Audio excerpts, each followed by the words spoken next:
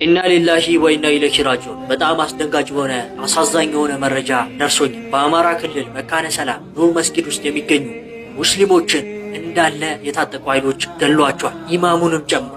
ይህ ነገር በጣም ለሙስሊሞች የሚያሳዝን ነገር። አማራ ክልል ምን እየተካሄደ ነው? አላህ ሱብሓነሁ ወተዓላ እነዚህን ሰዎች የእጃቸውን ይስጣቸው። የፍትህ አካላት ሙስሊሞች ይህን ጉዳይ እንደቀላል ልናየው አይገባም። በጣም ብዙ ሙስሊሞች፣ በጣም ብዙ ኢማሞች እየተገደሉ ነው ያሉት።